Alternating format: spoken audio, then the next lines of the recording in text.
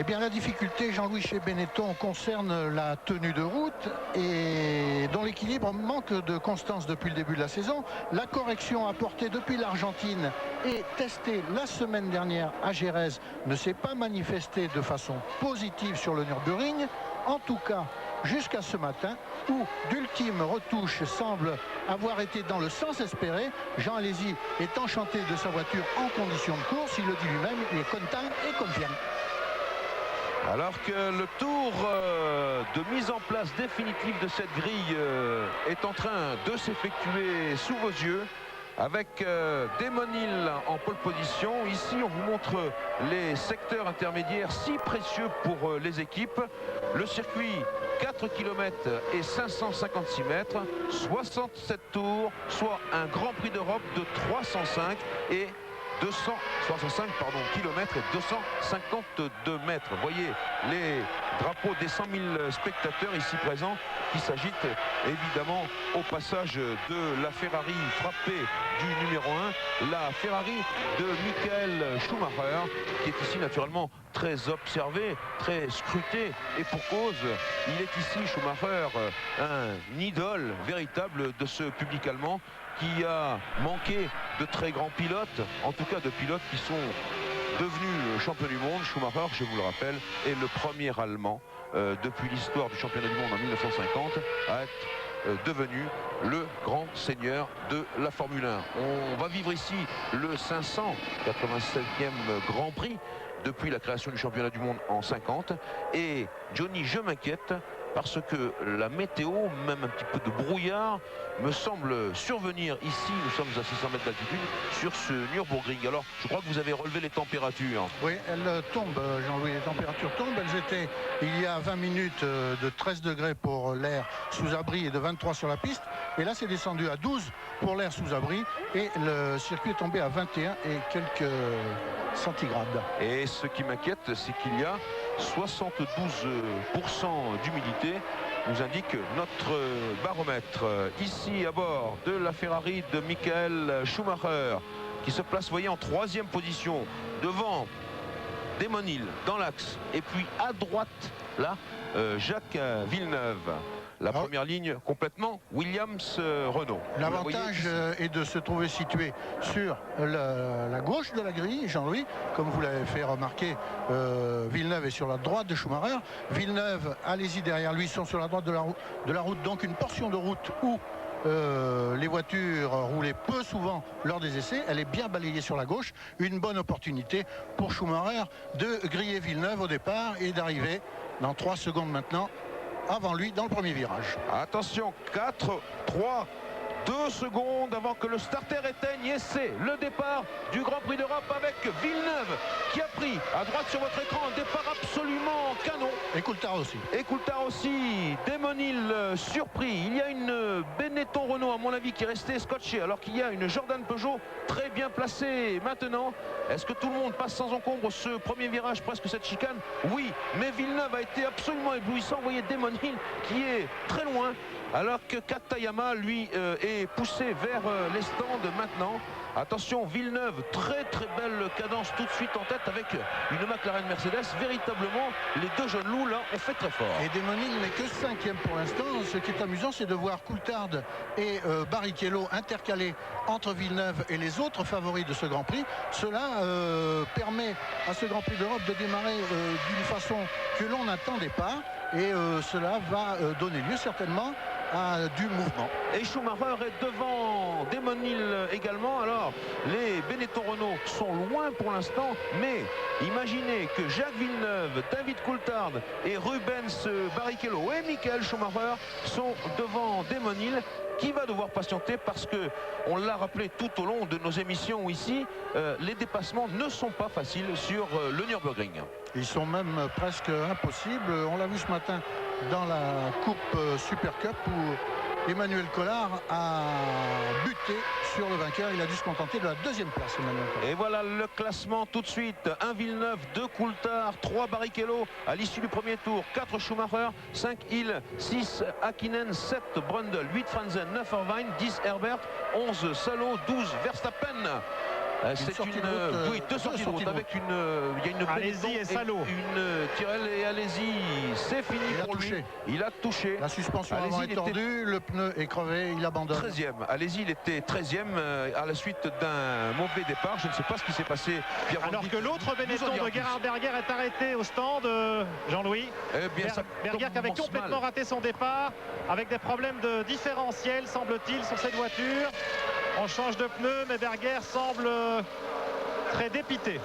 Ça commence mal pour Benetton Renault, une voiture au stand, une voiture dans le décor. Berger au stand, Jean Alési qui a probablement tapé avec un Mika Salo, je suppose, sur la Tyrrell Yamaha. Mais Jean Alési, je vous le rappelle, il était 13e à l'issue du premier tour. C'est donc lui qui était mal parti, qu'on a vu scotcher. Et première attaque. Qui croise sa trajectoire. Non, il n'a pas réussi. Johnny, il n'a pas réussi. Il a été un peu trop loin d'Emon et Schumacher l'avait vu venir. Il s'est bien rangé et il a pu rebraquer devant.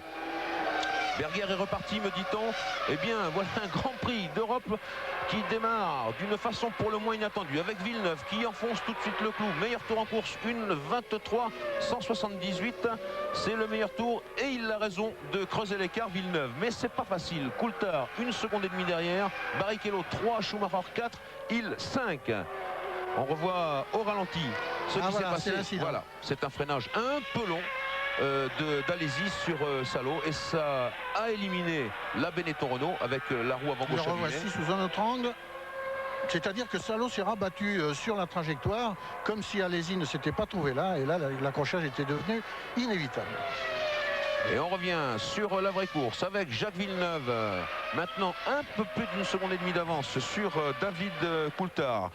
Williams, Renault, McLaren, Mercedes, mais pas celle qu'on attendait, celle de Villeneuve et celle de Coulthard, qui a toujours été rapide ici sur ce Nürburgring. Voilà, le groupe de chasse, il est flamboyant. Barrichello, Schumacher qui regarde dans ses rétroviseurs, Damon Hill qui le talonne, Damon Hill qui a déjà tenté une première attaque, mais elle a été infructueuse. Et là, Schumacher, il vient un petit peu au centre de la piste, mais on va attendre d'en savoir un peu plus. Damon Hill, il faut qu'il passe quand même, Johnny, parce que devant, Villeneuve va filer, à moins que Williams Renault n'ait pas mis ses œufs dans le même panier pour ce qui concerne les ravitaillements. Une des surprises de ce début de course, c'est de voir Coulthard aussi bien placé.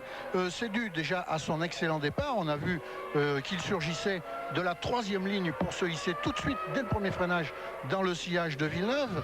Et maintenant, il tient bien le choc, Coulthard. On voit qu'il tient à distance respectueuse Barrichello, tandis que Schumacher, pour résister à Damon Hill, commence à allumer des roues au freinage. Il freine très tard, il bloque ses roues et il risque de faire des méplats sur ses pneus, ce qui pourrait entraîner des vibrations et le gêner par la suite. Nouveau meilleur tour en course pour Jacques Villeneuve, une 22-8 cette fois pour ceux qui ont la cadence dans la tête. Pierre Van Vliet. Oui, avec Jean Alési qui vient de rentrer dans le paddock à l'arrière du circuit, mais qui se réfugie tout de suite dans le camion Renault, vous le constatez derrière nous. Très déçu évidemment Jean Alési avec cet accrochage, ce départ complètement manqué, et puis cet accrochage tout de suite en début de course dès sa première attaque sur un des concurrents qui le précédait. Évidemment moins rapide, mais qui font leur course et qui étaient sur leur trajectoire. Vous restez aux nouvelles, Pierre Van Vliet, tandis que nous, on suit le groupe de chasse. Coulthard, Barrichello, Schumacher et Hill. Et Hill qui n'est pas bien parti non plus. Il faut dire que s'il n'est pas très bien parti, Villeneuve nous a fait un départ absolument canon. On se rappelle qu'au Grand Prix d'Argentine, il avait justement un peu bredouillé au départ. Là, il s'est violemment rattrapé. Il n'a pas hésité à faire cirer la gomme. Bravo Villeneuve, qui pour l'instant mène forte cadence. Et c'est 3 secondes et 2 dixièmes maintenant qui le séparent de Coulthard, Barrichello, Schumacher et Hill. Alors que Hakkinen est en train de recoller à ce groupe de chasse et Frentzen également. Évidemment, il faut regretter le coup dur qui est tombé sur l'équipe Benetton. Jean Alési éliminé quasiment en entrée. Berger qui a chuté à la 18e place actuellement. Il vient de signer le meilleur tour, mais il est tellement loin qu'il n'est pratiquement plus dans la course. En revanche, grâce à ce départ un petit peu mouvementé, on assiste à un début de course surprenant. Le scénario n'est pas du tout celui que l'on attendait, c'est tant mieux. On vous en dit plus dans quelques secondes après avoir tourné. Retour au Nürburgring alors que vous avez sous les yeux l'action qui s'est déroulée au 6e tour, c'est-à-dire le dépassement imparable de Damon Hill sur Michael Schumacher. Et ça, c'est Olivier Panis et Eddie Irvine, la Ligier Honda et la Ferrari qui se sont accrochés quelques secondes plus tard. Et pour l'instant, la Ligier comme la Ferrari, Panis et Irvine sont au stand. Et l'on revient sur le leader de ce Grand Prix d'Europe, Jacques Villeneuve, avec 4 secondes et 1 dixième d'avance maintenant sur Coulthard. Dominique Guimond, peut-être peut-on revoir ce dépassement une nouvelle fois. Il est important parce qu'il permet à Damon Hill, voilà, c'était juste avant, il permet à Damon Hill de pouvoir maintenant partir à la poursuite de Villeneuve. Voilà, Damon Hill déboîte imparablement et il assure son freinage juste au bout de la ligne droite des stands dans cette chicane qu'on appelle également la courbe Ford ici au Nürburgring. Un freinage difficile quand même. On a vu la Williams tenter de se dérober sous le contrôle de Damon Hill, mais finalement l'anglais en est resté le maître. Et retour maintenant au direct avec donc Villeneuve, 4 secondes et 1 dixième d'avance sur Coulthard, 3 Barrichello, 4 Hill, 5 Schumacher, 6 Hakkinen et Irvine pied à terre. Par conséquent, la nouvelle est mauvaise pour Ferrari, à qui il manque par conséquent une voiture maintenant. L'accrochage Irvine-Panis a été rédhibitoire. Je continue dans le classement. Hakkinen est 6e, Frentzen 7e, Brundle 8e, Herbert 9e, Verstappen 10, Diniz 11, Salo 12, Lamy 13, Rosset 14, Fisichella 15, Berger 16, Panis 17 et puis Irvine, Katayama et Alesi, vous le savez, ont abandonné. Une nouvelle maigre consolation pour Benetton Renault. Berger est pour l'instant titulaire du meilleur tour en course avec un tour en 1,22 et 109 millième. Jean-Louis, juste pour vous dire que Jean Alesi, pendant que nous tournions une petite page de pub, a déjà quitté le Nürburgring. Il a filé à l'anglaise en compagnie de son frère José.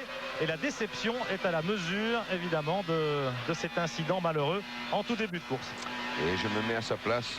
Jean Alesi, il avait eu des essais difficiles, des qualifications difficiles également. Et puis il était plein d'espoir après ce warm-up ce matin. Et puis le sort de la course, on a décidé autrement. Je me mets à sa place, c'est dur, c'est vrai. Une déception qui s'étend à l'ensemble des pilotes français de ce Grand Prix d'Europe, puisque Olivier Panis, lui aussi, a été victime d'un dépassement manqué sur Irvine. Et lui aussi, apparemment, reste à son stand, donc il abandonne, Olivier Panis.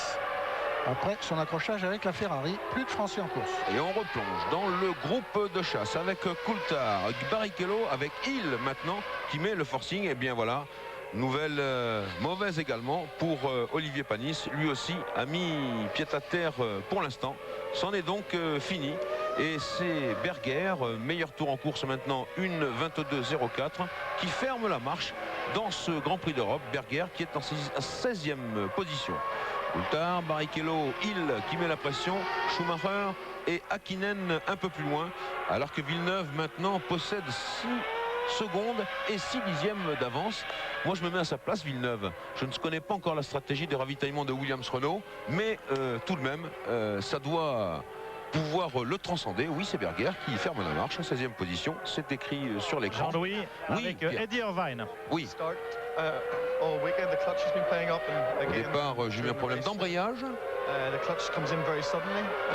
L'embrayage était trop sec. Après quelques tours, j'ai eu des problèmes de coupure électrique. Et puis, je me suis touché avec Panis. Mais voilà, la course est finie. The race is over. Et pendant ce temps, en tête, Villeneuve maintient un rythme très très élevé par rapport à ses poursuivants, puisqu'il est le seul à tourner à peu près dans les temps de Berger. Berger qui est peut-être dernier sur la piste, mais qui est l'homme le plus rapide en piste pour l'instant. Villeneuve tourne à peu près en 1,22,1, 1,22,2, alors que ses poursuivants ont du mal à tourner en moins de 1,23 au tour. Et donc, visiblement, Damon Hill serait capable de tourner au même rythme que Villeneuve. Il est gêné par Barrichello devant lui et il sera gêné s'il parvient à dépasser Barrichello par Coulthard, mais c'est tellement difficile de dépasser en Formule 1 maintenant que même Damon Hill, même avec une Williams, même avec le moteur Renault, est en difficulté pour dépasser des adversaires qui sont à peu près 1 seconde au tour moins rapides que lui au tour.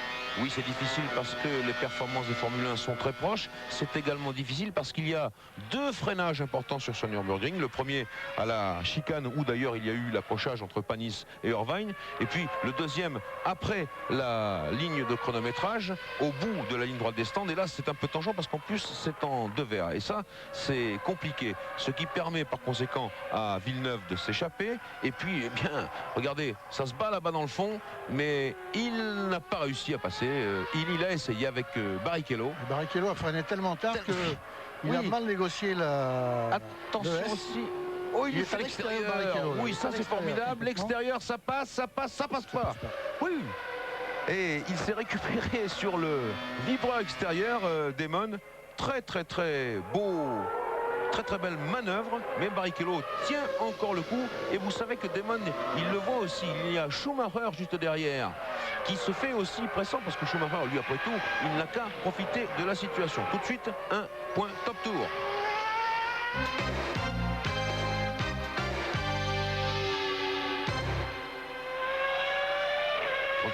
Code de TF1 pour jouer et il y a des stages de monoplace à gagner. Alors, c'est le moment d'y aller. À bord de la Williams Renault de Damon Hill, vous voyez qu'il a relâché un petit peu la pression. On voit la parade de Barrichello un petit peu à l'intérieur. Damon pense passer à l'extérieur, mais là il faut écarter la trajectoire. Attention, les vibreurs sont proches, pas question d'aller dans l'herbe, c'est la sortie de piste. Et il se range sagement derrière Barrichello. Et voilà de nouveau. Et puis Jean-Louis, il faut aussi préciser que le moteur Peugeot est l'un des plus vigoureux, hein, l'un des plus puissants à bas régime de la Formule 1 actuellement. Et ça, c'est une bonne défense pour Barrichello. Il peut réussir à contrer les attaques du Renault de Damon Hill, même en accélération. C'est une agréable surprise que nous procure le moteur Peugeot. Les chiffres le confirment. Les chiffres relevés lors des essais, aussi bien en qualification que pendant le rodage du matin quand les voitures sont chargées d'essence. Le Peugeot est l'un des plus vigoureux et ce qui permet à Barrichello de résister à Damon Hill. Pierre Van Vliet, vous êtes avec Olivier Panis. Absolument, Olivier Panis, une des victimes de ces premiers tours assez mouvementés du Grand Prix d'Europe. Olivier, qu'est-ce qui s'est passé avec Irvine? Et puis d'abord au départ, ça a été très chaud le départ, non? Oui, c'est vrai que ça a été très chaud. Il y a des pilotes qui ont loupé, donc il y a eu beaucoup de resserrements au bout de la ligne droite. Mais bon, tout s'était bien passé jusqu'à là. Jusqu'à ce que je tombe derrière Irvine qui avait des petits problèmes apparemment, mais quand je suis arrivé à côté, où il m'a pas vu, où il voulait pas me laisser passer, parce que j'étais assez content de mon début de course, je suivais le rythme avec malgré tout en n'en faire qu'un stop, j'avais beaucoup d'essence, donc je pouvais jouer quelque chose. Bon, ça s'est arrêté là, on verra la prochaine. Alors la prochaine, c'est dimanche prochain à Imola, Olivier. L'équipe Ligier retrouve le moral quand même. Elle a retrouvé ses racines, on dirait. Oui, elle retrouve ses racines. Je crois qu'on a encore beaucoup de travail, ça c'est sûr. Mais on essaye de pousser à chaque fois. J'essaye de pousser tout le monde à avoir des nouvelles pièces bientôt. Et je crois qu'on va y arriver. Il faut attendre un peu, mais on va y arriver. Merci Olivier Panis. À vous Jean-Louis. Et oui, et on revient toujours sur ce sensationnel groupe de chasse. Villeneuve est en tête avec 7 secondes et 8 dixièmes d'avance. Et là, il y a toujours qui klaxonne derrière Coulthard. En deuxième position, il y a Barrichello, Hill et Schumacher. C'est extrêmement inattendu, mais c'est tellement beau à voir. Et puis, il y a derrière Schumacher, Hakkinen et Frenzen qui se rapprochent ostensiblement. Ça veut dire que ce groupe se resserre. Barrichello, vous le disiez Johnny, vous aviez raison, il a des difficultés bien sûr pour ce qui concerne la puissance totale de la voiture, mais la remise en vitesse, c'est ce qui crée des problèmes à Damon Hill pour l'instant. Mais attention, on ne sait toujours pas quelles sont les stratégies de ravitaillement. On va d'ailleurs peut-être pas tarder à découvrir qui va faire 3 arrêts dans ce Grand Prix d'Europe et qui va en faire 2, et ça, ce sera déterminant. Voire peut-être même un seul, Jean-Louis, puisque Olivier Panis nous en parlait. Il avait parié sur cette tactique-là, et comme il fait assez frais, peut-être qu'on peut imaginer que ce sera peut-être entre 1 et 2 arrêts pour les voitures de tête. Et pourquoi pas, mais ce qui est important, Pierre, c'est de savoir si par exemple Villeneuve et Hill ont la même quantité d'essence. Ça, drôle à savoir. Hill qui se replace derrière Barrichello. Il l'a essayé, mais ça, il revient toujours sur Barrichello, très tangent, oui. Toujours. Et Schumacher qui essaie de jouer sa carte extraordinaire. Il profite, attention. Il a bien tenu la corde, Schumacher. Il est extraordinaire. Ça, c'est l'opportunisme de Schumacher pour pointer le nez de la Ferrari sur la boîte de vitesse de la Williams-Renault. Et Barrichello qui résiste toujours très fort, qui tient la pression, qui contient Damon Hill et Schumacher. Très bien Barrichello. Il a considérablement mûri ce garçon, et probablement depuis ses exploits au Grand Prix du Brésil sous la pluie. Mais pour résister aux efforts de Damon Hill, il est obligé de prendre de tels risques. Parfois, il manque un peu ses trajectoires, il prend du retard à la sortie des virages et Coulthard en profite pour s'échapper un petit peu. Maintenant, l'écart entre Coulthard et Barrichello de 3 secondes, c'est beaucoup. Une fois que Damon Hill aura dépassé le jeune Brésilien, eh bien, il devra travailler fort pour revenir sur la McLaren du jeune Écossais. Damon qui a manqué son départ, il faut dire, par rapport à celui de Villeneuve, à moins qu'il y ait eu une entente stratégique entre les deux pilotes avant le départ de la course, mais ça, on le saura plus tard. En tout cas, Villeneuve, il prend du champ, 9 secondes d'avance sur Coulthard, et Coulthard, il prend du champ, 3 secondes et 1 dixième d'avance sur le groupe Barrichello, Hill, Schumacher. Schumacher qui est à l'affût, qui guette un petit peu le duel devant lui et qui se dit dès que les deux hommes se gênent un petit peu, j'en profite, j'essaie de regagner une place ou deux. On a vu qu'au tour précédent, il y est presque parvenu. Ça, c'était les tactiques à la Prost, alors qu'on là on est avec Jacques Villeneuve. Les tactiques à la Prost, c'est qu'il laissait les gens volontiers passer pour aller se débrouiller tout seul devant. Eh bien, Schumacher, il imite son glorieux prédécesseur dans les titres mondiaux et il se débrouille pas mal. Barrichello, Hill, Schumacher, absolument extraordinaire à la limite. Barrichello de plus en plus à la limite, attention. Il faut également être à l'arrivée, Rubens, pour que le moteur Peugeot puisse monter sur le podium. Pour l'instant, le podium, c'est un V10 Renault, un V10 Mercedes et un V10 Peugeot. Mais il est bien sûr beaucoup trop tôt pour en parler.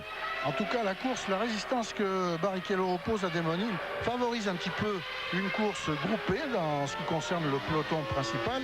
Et là, on note que les 6 voitures qui sont lancées à la poursuite de Villeneuve, ces 6 voitures sont groupées en quelques 10 secondes. C'est-à-dire que chacun de ces 6 pilotes peut envisager une fin de course favorable pour lui selon ce qui va se passer devant lui. On voit que Barrichello est toujours gêné dans la chicane et que c'est là qu'il gêne le plus Damon Hill. Il est gêné sans doute un petit peu au freinage et puis peut-être par le poids de sa voiture ou le manque d'adhérence de sa voiture dans ce virage très serré. Le propre de la Jordan est de ne pas être d'une efficacité formidable dans les passages les plus lents. On se souvient, Jean-Louis et Johnny, qu'au Grand Prix d'Argentine, Rubens Barrichello avait été un des rares à tenter de parcourir la distance avec un seul arrêt ravitaillement. Alors c'est peut-être le cas ici aussi, peut-être qu'il a plus d'essence à bord et que ça explique le fait qu'il bouchonne sérieusement, Hill et Schumacher. Schumacher qui commence lui aussi à allumer ses roues au freinage. Ça veut dire que quand même il faut faire attention à ce style de freinage parce que vous faites un plat sur les pneus comme on dit dans le jargon de la Formule 1 et ça entraîne des vibrations terribles. On voit ici la totalité du groupe de chasse répartie dans l'épingle du Nürburgring qui se négocie en deuxième pour la plupart des voitures, enfin en tout cas celles qui ont une boîte de vitesse à 6 rapports. Par comparaison par exemple avec les Benetton qui ont 7 rapports ou les Jordan Peugeot également. Coulthard, deuxième position, Barrichello, Hill, Schumacher, roue dans roue, il y a moins d'une seconde entre les 3 hommes, alors que Villeneuve s'échappe tranquillement mais sûrement, 10 secondes maintenant d'avance sur Coulthard, 11 secondes sur ce partiel. Le voilà. Voici Villeneuve. Villeneuve, on le voit très peu. Toute la ligne droite devant les stands d'avance pour Villeneuve sur Coulthard. Qu'il a perdu de vue maintenant. Coulthard a perdu de vue Villeneuve et s'il doit être aiguillonné, eh bien c'est par ses poursuivants. Là, Barrichello s'est encore engagé dans le virage si vite que sa voiture est partie en glissade et c'est miracle s'il a réussi à conserver une trajectoire normale. Peut-être comme le suggère Pierre, Barrichello et Jordan ont-ils fait le même pari qu'en Argentine et dans ce cas-là, mais alors ça c'est formidable. Très bien joué. Ah oui, si c'est ça. Si c'est ça. Bien sûr, c'est absolument extraordinaire. Ça veut dire que Barrichello, il tient la cadence au milieu des grands. Mais Pierre, on veut bien vous croire, mais il faut attendre un peu un peu de kilométrage supplémentaire pour en savoir plus sur les tactiques de ravitaillement. Chez Williams, ça discute ferme aussi, et le fait que Desmesnil est enfermé dans le peloton va peut-être pousser Williams à modifier un peu ses stratégies. Pardon Pierre, oui, mais à chaque fois qu'il arrive sur la chicane, Damon, on croit qu'il va passer, il essaye de c'était pas la glisser. chicane, Jean-Louis. Oui, c'était un autre virage. C'était un autre virage, preuve que Barrichello est peut-être en difficulté, peut-être avec ses pneus. Il essaye de glisser le nez de la Williams comme à la chicane, voulais-je dire, et je crains, voilà la chicane. Je crains pour Barrichello qui a du mal maintenant à contrôler sa Jordan Peugeot. Enfin, elle fait quelques écarts et on surveille cela depuis la Ferrari de Schumacher. Il va falloir que Barrichello se contraigne à laisser passer Damon Hill parce que je crains pour sa Jordan Peugeot. Voilà, pour tout vous dire, elle est tellement bien placée qu'il ne faudrait pas qu'il y ait une bêtise de commise.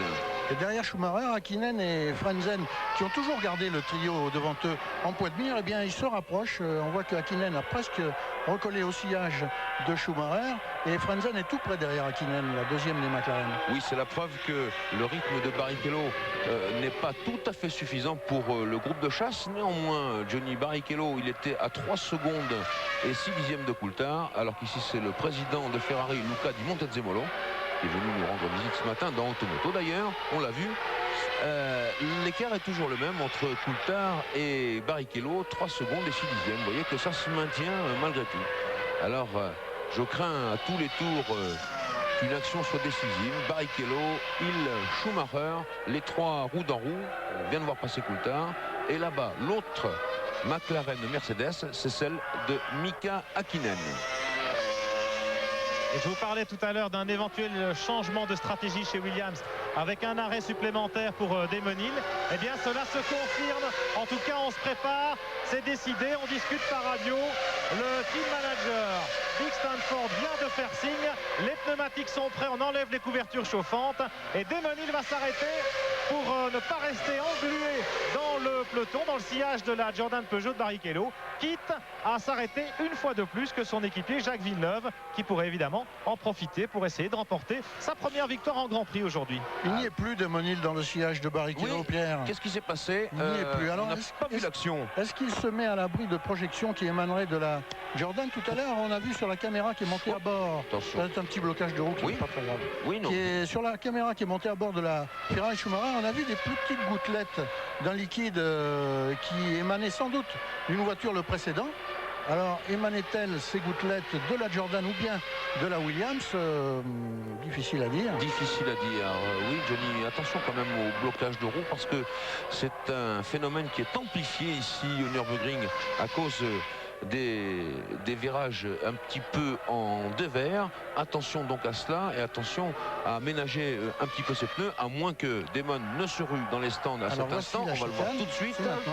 Oui, je crois qu'on l'attend. Pas tout de suite. Pas tout de suite. Non, il rentre pas. Il fait encore un tour. Peut-être des problèmes de communication radio. Derrière, je crois que Frentzen entre en tout cas. Il y a une autre voiture qui rentre, effectivement. Et ce serait la Sauber. C'est la Sauber de Frentzen. Voilà, Frentzen qui passe devant nous et qui va s'immobiliser devant son stand. Alors, problème mécanique ou déjà un premier arrêt? On va tout de suite être fixé. Je crois qu'il ravitaille normalement Heinz-Harald Frentzen, la Sauber, avec le V10 Ford. Et il repart. Il est reparti au bout de 8 secondes et 2 dixièmes selon le chronomètre du réalisateur de la télévision allemande. Frentzen donc le premier ravitaillé, et effectivement Desmesnil il était englué dans le trafic, on peut dire cela comme ça, mais c'était peut-être un peu tôt aussi pour stopper. Je dis cela pour être un petit peu préventif avec ceux qui vont éventuellement critiquer la stratégie toujours un petit peu hésitante de Williams-Renault. En tout cas, là, il n'y a pas eu d'erreur depuis le début de la saison. Et même là, si Desmesnil est quelque peu décroché, eh bien, il va sans doute s'arrêter, Pierre, comme vous le disiez, dans ce tour-ci. Je crois que chez Williams-Renault, on est fin prêt. On est fin prêt, c'est-à-dire que les pneus ont dû être sortis des couvertures chauffantes. Attention, c'est peut-être le moment décisif. Voilà. Et non, toujours pas. Et non. Alors Frentzen a choisi une stratégie à multiples arrêts, c'est évident, avec très peu d'essence dans la Sauber. Peut-être peut-être pour compenser un peu le manque de performance de la Sauber et du moteur Ford en ce début de saison et faire un petit peu illusion en début de course devant le public allemand. Damon Hill, on se pose des questions parce que chez Williams, visiblement, le team manager Dick Stanford a fait signe après une communication radio. Les mécaniciens se sont précipités, ont sorti les pneus de leur couverture chauffante. Alors peut-être des problèmes de communication radio. Souvenez-vous du Grand Prix d'Argentine, oui, déjà. Damon Hill ne parvenait pas à communiquer avec son stand efficacement et cela explique peut-être l'écart subi derrière Barrichello. Il a peut-être été gêné, peut-être été surpris, été distrait, Damon, avec ce problème de radio. Il l'avait dit, c'était la seule chose qui ne fonctionnait pas sur la Williams Renault, alors que Verstappen était dans les stands et reparti avec des pneus neufs sur leurs étiquettes. Et on constate également que les pneus doivent commencer à bouger sur la McLaren Mercedes de Coulthard, puisque Barrichello est à 2 secondes et 8 dixièmes maintenant de Coulthard. Une page de publicité. Retour au Nürburgring dans le 25e des 67 tours du Grand Prix d'Europe, avec toujours Jacques Villeneuve en tête de la course devant David Coulthard, Rubens Barrichello. Qui s'arrête, Jean-Louis? Coulthard et Barrichello. S'il vous plaît, messieurs, un peu de calme. Alors que Coulthard et Barrichello n'étaient pas encore arrêtés leur stand, ce qui est en train d'être fait, et que Schumacher était compté 4e, mais dans les stands. Alors, Dominique Guimond, magnétoscope, pour nous montrer ce qui est arrivé à Damon Hill. Voilà, Damon s'arrête, ça c'est à la fin du 23e tour. Et vous allez voir que ça ne s'est pas très bien passé, puisque il est resté coincé à son stand, Damon, avec des problèmes peut-être de blocage de roue ou peut-être parce qu'il a mis beaucoup d'essence. En tout cas, ce ravitaillement s'éternise et il va aller jusqu'à 20 secondes et 9 dixièmes très exactement. Ici, c'est une Sauber qui s'arrête, alors que Brundle et Hill, vous voyez, le chrono qui continue à tourner, ce qui donne à Jacques Villeneuve la possibilité de rester plus que largement en tête. On revient donc par conséquent au direct et maintenant on va surveiller Villeneuve, alors que peu de temps après Damon Hill, une nouvelle fois les magnétoscopes, eh bien Schumacher et Coulthard et Schumacher sont rentrés au stand. Le voilà, Schumacher sont rentrés au stand, et pour Schumacher ça s'est beaucoup mieux passé, 7 secondes et 7 dixièmes. Ici c'est Mika Häkkinen qui rentre au stand. Voilà Schumacher qui démarre. On va revenir sur le direct. Voilà, c'est Häkkinen qui repart au bout de 6 secondes et 6 dixièmes. Et on revient maintenant sur le direct pour guetter Villeneuve et surtout faire le point avec le classement, car tout cela devient très compliqué. Eh bien, le point sur le classement, Jean-Louis, il est très simple, c'est que Schumacher, que l'on voit ici plein écran, est en 2e position devant les deux McLaren. Häkkinen précède Coulthard. Schumacher a beaucoup de mérite de se trouver en 2e position parce que quand il est repassé devant les stands, Coulthard reprenait la piste. Coulthard a négocié les 2 premiers virages devant Schumacher, mais Schumacher l'a attaqué, il l'a pris à froid et il a réussi à lui passer devant et à le lâcher un petit peu, puisque maintenant il a une 50aine de mètres d'avance. Et voici que Villeneuve s'arrête. Le leader, alors c'est le seul encore à ne pas s'être arrêté. Il a une avance considérable, mais comme tous les autres se sont arrêtés, cette avance n'est que relative. Voilà, Jacques Villeneuve qui s'immobilise devant le garage Williams Renault. Un arrêt très long tout à l'heure pour Damon Hill, vous l'avez noté, une 20aine de secondes. Qu'en sera-t-il pour Villeneuve? Je parierais qu'il restera moins longtemps. Regardez, et il repart. Donc une stratégie multi-arrêt pour Villeneuve également, sans doute 2 ou 3 arrêts, alors qu'il est reparti avec, semble-t-il, beaucoup plus de carburant. On verra la suite des événements, Pierre. En tout cas, Villeneuve, lui, conserve la tête de ce Grand Prix d'Europe, alors que Schumacher est maintenant en 2e position devant les 2 McLaren Mercedes, et c'est Häkkinen qui précède Coulthard. Vous l'avez dit, Johnny, il a pris Coulthard à froid, mais c'est ça l'une des grandes qualités de Schumacher, c'est d'être tout de suite tout de suite en action.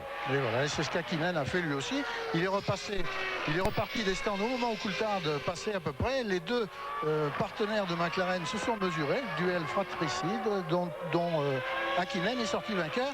Et l'on a vu sur les images précédentes que Villeneuve est reparti des stands et s'engageait dans le premier virage au moment où Schumacher débouchait la boule à la ligne droite, c'est-à-dire que Villeneuve se retrouve sur le nouveau deuxième Schumacher avec à peu près le même écart que tout à l'heure il avait sur Coulthard.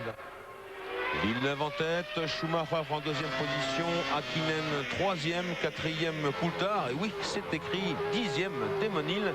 J'y ai arrivé, 5e Barrichello, 6e Frenzen, 7e Salo, 8e Diniz, 9e Brundle, 10e Hill. Par conséquent, en tête, une Williams Renault, devant une Ferrari, deux McLaren Mercedes, une Jordan Peugeot et une Sauber à moteur Ford pour ce qui concerne les 6 premiers. Vraiment, Johnny, là c'est un éventail complet de la motorisation en Formule 1. Et revoici Damon Hill aux prises avec une Jordan Peugeot, mais cette fois c'est celle de Martin Brundle. Ils sont 9e et 10e, Brundle et 9e, Damon Hill est 10e, et Damon Hill de nouveau dans le sillage d'une de ces méchantes Jordan Peugeot qui soutiennent l'allure des meilleurs. Et comme Brundle n'est pas un tendre, eh bien Damon Hill aura certainement fort à faire pour passer son compatriote. Schumacher galvanisé, maintenant que Villeneuve a ravitaillé, il est à 8 secondes Schumacher et il vient de boucler le meilleur tour en course, une 21,976, soit 200 km/h tout rond de moyenne, et cela dans le 27e tour. Attention, ça devient plus important si la Ferrari se met, vous voyez, on entend le public hurler sa joie, si la Ferrari commence à avoir des ailes, alors là, ça promet encore plus, ça promet énormément pour ce Grand Prix qui est pour l'instant absolument extraordinaire, Tony. Liesse dans le public allemand, puisque outre Schumacher, deuxième et bon deuxième, puisqu'il se rapproche de Villeneuve, et bien en troisième et quatrième position, les McLaren avec leur moteur Mercedes. Et oui, c'est intéressant tout cela. Vous voyez que de cette vue d'hélicoptère, on peut mesurer le public du Nürburgring. Alors, tout de suite, un point top tour.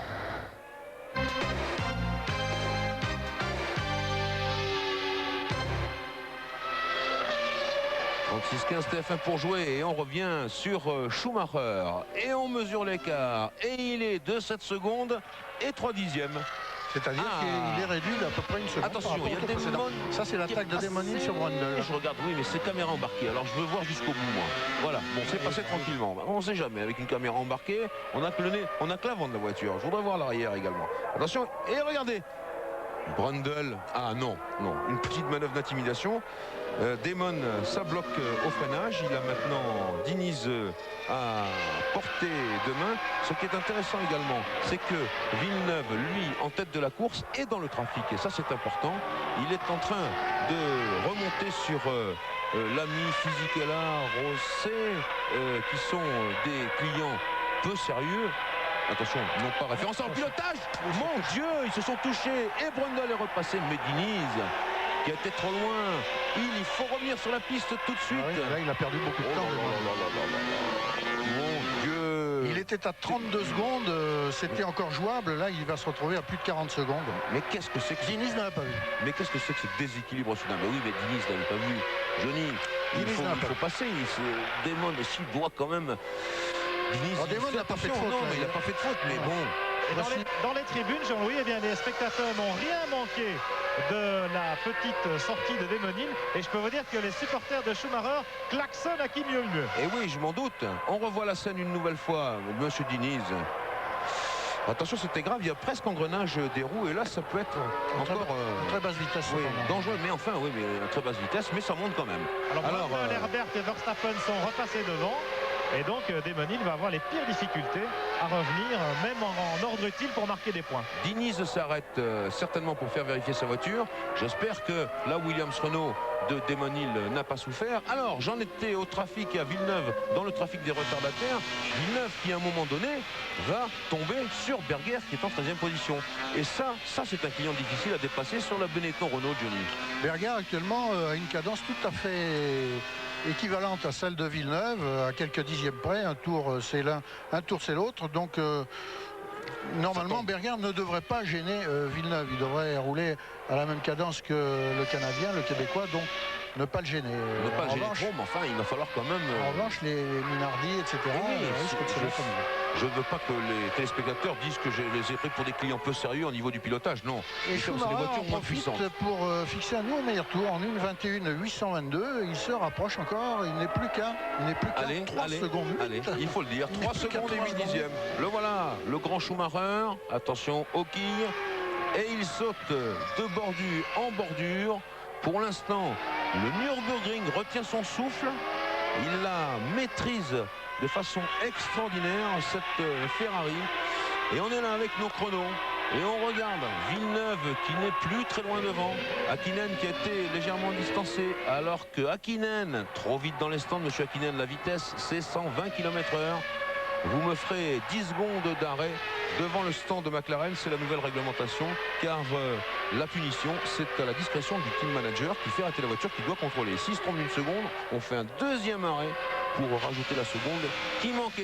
Villeneuve, Schumacher, on est avec Schumacher qui a des petites difficultés avec cette Minardi. Non, ça passe impeccablement à l'intérieur de la grande courbe, hein, s'il vous plaît quand même. Il faut y aller là.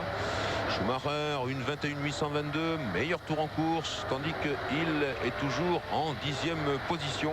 Il qui n'a pas stoppé au stand de Williams-Renault pour faire vérifier sa voiture, mais chez Williams, on a quand même préparé des pneus neufs, enfin en tout cas des pneus propres, à tout hasard. Le dépassement de la Minardi s'est bien passé pour Schumacher, mais il a quand même perdu quelques dixièmes de seconde dans l'affaire. Et le voici maintenant à 4 secondes 1 de Villeneuve. Oui, mais Johnny, on a l'image en vue. Il est en vue. Oui, attention, Hakkinen dans les stands. Donc les spectateurs ne le voient pas. Voilà. Et 10 secondes d'arrêt donc. Et voilà, 10-5. C'est bon, il peut repartir Hakkinen, mais il a perdu tout le bénéfice de son excellent premier arrêt. Il était repassé devant son équipier David Coulthard, on s'en souvient. Et voilà. Dommage pour lui. Il repasse même en 4e position. Le cher Hakkinen est peut-être même en 5e. On va vérifier cela tout à l'heure. Ici c'est Diniz qui est reparti en course. On cherche Villeneuve, on cherche Schumacher. Tout à l'heure ils ont figuré sur la même image. Et voilà Villeneuve. Là c'est cadré trop serré pour voir où est Schumacher. On cherche des yeux, 4 secondes et 1 dixième. La Ferrari qui s'est rapprochée de la Williams-Renault. La Ferrari est tout près. Hein. Elle est prête. Et moi je vous dis franchement, la place de Villeneuve, je l'aime beaucoup, Jacques. Il est même sensationnel. Je me méfierais parce que lui, là dans la voiture rouge, c'est un coriace. C'est un coriace et il s'apprête à faire subir à Villeneuve le traitement qu'il avait infligé l'année dernière à Jean Alesi. Jean Alesi avait dominé le début du Grand Prix d'Europe 1995 et puis irrésistiblement Schumacher était revenu sur lui. Et Villeneuve va-t-il pouvoir mieux résister que n'avait pu le faire notre vaillante Alesi l'année dernière? Ça va être tout l'intérêt des tours qui viennent. Jacques Villeneuve, Michael Schumacher, 3 secondes et 8 dixièmes à nouveau, alors que nous avons ici la liste des pilotes qui ont abandonné. Panis, Alesi, Irvine. Et là, Villeneuve qui bute sur une autre Minardi. Tout à l'heure, c'était Fisichella, maintenant c'est Lamy. Ah, ça me Lamy qui l'a vu, il a surveillé. Oui, mais ça fait perdre un petit peu de temps quand même. Ça fait perdre du temps. Ça fait perdre du temps et ça va donner là au grand méchant loup des ailes supplémentaires. Et vous voyez qu'il n'a pas l'air trop à la peine dans sa Ferrari, Schumacher, si un peu large sur les vibreurs, mais enfin, vous voyez, on ne voit pas cette instabilité qu'on avait constatée durant les 3 premiers Grands Prix de la saison, et notamment à Melbourne. Elle pivotait cette Ferrari, elle paraissait tellement nerveuse à conduire, et là, ça a un petit peu changé tout ça. Il faut dire qu'on est sur une piste extrêmement lisse, très plane ici au Nürburgring, Jean-Louis, avec un revêtement également abrasif et un maximum d'appui aérodynamique. Et oui, et ça la cale peut-être un peu mieux au sol. Attention, 33e tour, écart Villeneuve Schumacher, 2 secondes et 4 dixièmes. Monsieur Lamy, s'il vous plaît, ne venez pas vous mêler de façon impromptue à cette bataille de titans. Schumacher essaye, ah non, pas ici. Il a laissé, c'était Il a laissé, bon. Schumacher a hésité, il s'est dit s'il ne m'a pas vu que je m'engage, il va me toucher. Et quand il a vu que l'autre restait bien à l'extérieur, il s'est engagé à la corde. Voilà, et ça nous met cette Williams Renault à portée de la Ferrari du double champion du monde. Ça devient d'une tension ici au Nürburgring. Il n'y a plus un drapeau qui bouge dans les tribunes pour l'instant. Tout le monde retient son souffle. Je me mets à la place de Villeneuve qui doit la voir arriver, cette voiture. Je me mets à la place de Schumacher qui se dit que ici, devant le public allemand, il faut donner le maximum. Il donne toujours le maximum, c'est vrai, mais il a ce petit dixième de seconde peut-être qui le galvanise quand il est au Nürburgring ou à Hockenheim, et on le comprend, Schumacher. Et le régal, c'est de voir un pilote comme Schumacher au volant d'une machine qui est encore perfectible et de la dominer comme le fait Michael. Là, voici une vue d'un ralenti à la chicane. C'est Verstappen qui va tout droit. Ça va pas passer. S'il heurte les quilles, non, il les évite. Oui, bravo. Donc bien. Il n'a pas endommagé l'avant de sa voiture. Beau petit coup de volant pour rester sur le bitume. Il n'est pas le premier qui s'arrive, puisque Schumacher lui-même a réussi à faire cela, c'est-à-dire à manquer la chicane, mais à éviter les plots qui sont là pour être dissuasifs. Meilleur tour en course toujours pour Schumacher. Il se rapproche de la Williams Renault. Il est coriace, il est expérimenté, Schumacher. Ils vont devoir l'un et l'autre, Jacques Villeneuve et le champion du monde, aborder, dépasser encore des retardataires. Diniz, attention Diniz qui n'avait pas vu déjà Demani tout à l'heure. On le revoit. Qu'est-ce que c'est que ça? Non, c'est Herbert qui est en bagarre avec décidément. Il les allume, ses pneus. Je guette là-bas la sortie de la chicane et l'arrivée vers la ligne droite. En tout cas, Villeneuve résiste formidablement à Schumacher. Il vient de tourner en 1,22,899. Écoutez bien les millièmes, Jean-Louis. Et Schumacher a tourné en 1,22,887. C'est-à-dire qu'il y a 12 millièmes d'écart sur un tour. Le dernier qu'ils ont effectué entre Villeneuve et Schumacher, c'est dire si le duel à légère distance entre les deux hommes est serré. Non, c'est pas l'instant, mais c'est dommage. C'était pas l'instant pour Jacques Villeneuve de passer. Il était trop loin, mais c'est dommage, car l'autre, il est là. Oui. Il est là derrière. Là, il est venu très près. Et puis Diniz qui a joué tout à l'heure un mauvais tour à une Williams, va-t-il jouer un autre mauvais tour à l'autre Williams? Là, Schumacher est pratiquement dans la boîte de vitesse de Villeneuve. Il subsiste une petite interrogation toute petite. La stratégie des ravitaillements. C'était là, c'était dans ce virage que ça s'est passé. Et voilà, Diniz qui me rebloque encore ses roues. Mais là, il faut laisser passer. Voilà. Passe les deux. Bon, un peu de sérieux. Et Villeneuve a repris un tout petit peu de champ. Alors Johnny, oui, une petite interrogation. Combien de ravitaillement pour l'un et pour l'autre? Là, on est bientôt à la mi-course. L'a-t-on dépassé? Oui, on l'a dépassé de 3 tours. Alors un élément, ce sont les temps d'arrêt de Villeneuve et de Schumacher lors des premiers ravitaillements, Johnny. C'était très court pour Schumacher, un petit peu moins pour Villeneuve. 7-7 pour Schumacher, 8-9 pour Villeneuve. 6 secondes 6, c'était Hakkinen. Mais il y a encore un obstacle devant Jacques.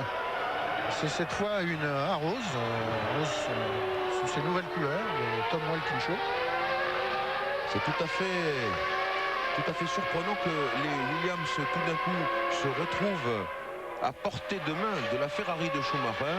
Je dis bien la Ferrari de Schumacher parce qu'elle s'est écartée. Bénéficie, attention. Rosset s'est écarté, Villeneuve a pu passer aisément. En revanche, il a un petit peu gêné, involontairement, il a un petit peu gêné Schumacher. Quelle course-poursuite absolument extraordinaire. Je crois que je me demande si Diniz n'en a pas profité. Non, il n'a pas profité pour essayer de passer, mais il a essayé de le faire. Ils sont tous les deux là-bas derrière. Voilà. Ça agite de nouveau les drapeaux dans les tribunes. Schumacher à 1 seconde et 57 millièmes maintenant de Jacques Villeneuve, avec cette Ferrari qui donne tout ce qu'elle peut naturellement, et le petit Jacques qui résiste au mieux d'ailleurs au champion du monde, au double champion du monde, Jacques Villeneuve, qui livre ici son 4e Grand Prix, et Schumacher, lui, en est au 73e.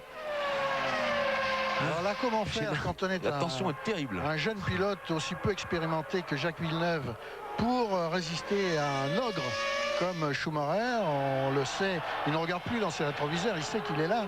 Schumacher, il se concentre sur son pilotage. Villeneuve Va-t-il subir l'influence de la présence de Schumacher derrière lui et perdre très légèrement de ses moyens, ou bien va-t-il tenir bon, va-t-il démontrer qu'il a des nerfs extrêmement solides comme il l'a fait le jour où il a gagné au 500 miles Indianapolis, Jacques Villeneuve? Eh bien on va voir ça, on va voir comment se déroule ce duel qui est maintenant pratiquement roue dans roue entre le nouveau venu et le double champion du monde de Formule 1. Tempus veritatis, comme disaient les latins. Il est au pied du mur, Jacques Villeneuve, justement sur ce propos, quoique par ailleurs il est démontré qu'il était un pilote véritablement extraordinaire. Mais va-t-on assister ici au Grand Prix d'Europe sur le circuit du Nürburgring à un rebondissement, bien sûr en course, mais bien sûr dans le déroulement du championnat du monde, Johnny? Les Williams-Renault pour l'instant ont été parfaitement impériales, parfaitement sereines, leur pilote également. Va-t-on assister ici au premier retournement de situation de la saison, dirais-je?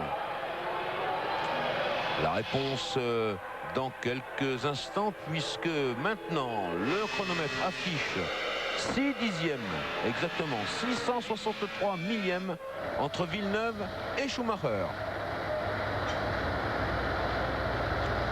Villeneuve tient bon, l'écart semble se stabiliser, il maîtrise la pression de Schumacher. Et il paraît à sa portée. Maintenant. En tout cas, il paraît à sa portée, puisque regardez le public allemand qui croit voir, alors qu'il reste 29 tours, qui croit voir son idole bientôt en tête du Grand Prix d'Europe. Il avait effectué ici un parcours sensationnel l'an passé, Schumacher. Villeneuve, lui, n'était pas encore en Formule 1, il était en Formule Indy. Ici, un ralenti d'une Minardi un petit peu en difficulté avec les quilles de la chicane. C'est Fisichella. Alors avant qu'il se passe quelque chose, ça on l'a vu une nouvelle fois, c'est Frentzen. Il se passe quelque chose d'important, de grave. Un petit peu de publicité, on se retrouve après. Et non, rien n'a changé ici au Nürburgring dans le 40e des 67 tours du Grand Prix d'Europe, avec Jacques Villeneuve et sa Williams-Renault toujours en tête devant la Ferrari de Michael Schumacher. Le dernier chrono était de 8 dixièmes, il est maintenant de 9 dixièmes. C'est dire, Johnny, que la Williams reprend un petit peu de champ et que Schumacher peut-être temporise quelque peu pour porter une attaque un peu plus loin, puisqu'on a vu qu'il pouvait revenir au contact de Villeneuve. Voilà, les deux hommes roulent à peu près à une cadence identique. Un tour, l'un reprend un dixième à l'autre. Ça, c'est une bagarre entre Hakkinen et Frentzen pour la 5e place. Hakkinen n'a pas l'air très content. Qui montre le point Frentzen et qui a montré le point en passant devant le stand Sauberford, comme s'il voulait dire, Mika, que Peter Sauber dise à Frentzen: sois gentil, laisse-le passer. Alors attention, c'est chaud à nouveau. Mika, il est mécontent de sa performance, de sa prestation, pardon, pendant le ravitaillement, puisqu'il a dépassé les 120 km/h et qu'il a été obligé d'observer 10 secondes d'arrêt. Il va le prendre au freinage, il est à l'intérieur. Il est à l'intérieur, il est passé largement, tranquillement. Bravo Hakkinen, et ça nous donne à nouveau une McLaren Mercedes en 5e position. Justement, le classement, on l'a un petit peu laissé tellement il y a de tension ici à propos de Villeneuve et Schumacher. Alors 1 Villeneuve, 2 Schumacher, 3 Coulthard, 4 Barrichello, il est toujours là, 5 Frentzen, 6 Hakkinen, 7 Brundle. Donc ça c'était le classement du tour précédent, donc 5 Hakkinen et 6 Frentzen maintenant, 7 Brundle, 8 Hill qui revient. On le revoit, il est absolument imparable, mais il avait dû se passer déjà quelques petits affrontements parce que Hakkinen avait très largement montré le point à Frentzen. 7 Brundle, 8 Hill, 9 Herbert, 10 Salo, 11 Berger, 12 Rosset, 13 Diniz, 14 Lamy. Et Frentzen du coup s'arrête à son stand pour son 2e ravitaillement. On a vu qu'en résistant à Hakkinen, il avait presque failli perdre le contrôle de la Sauber un moteur fort, stop donc ici et repart au bout de 7 secondes et 8 dixièmes. Frentzen, il a été le premier pilote de pointe à ravitailler tout à l'heure et il est le premier pilote de pointe à ravitailler une deuxième fois. Ça veut dire que c'est lui, oui, qui va nous donner le signal de la deuxième vague de ravitaillement. Eh bien, exactement. Vous vous souvenez tout à l'heure que c'est Jacques Villeneuve qui avait été le dernier parmi les pilotes de pointe à ravitailler. Eh bien, ce sera peut-être le premier parmi les hommes de tête, parce que chez Williams, on est prêt à accueillir, je crois que c'est Damon Hill, parce qu'on vient de mettre la flèche maintenant au panneau de Damon Hill, à moins que Villeneuve rentre dans ce tour-ci et Hill dans le tour suivant. Eh bien écoutez, Pierre Villeneuve, il a cédé un petit peu de terrain à nouveau à Schumacher. Il est à 7 dixièmes, tout à l'heure on était à 9.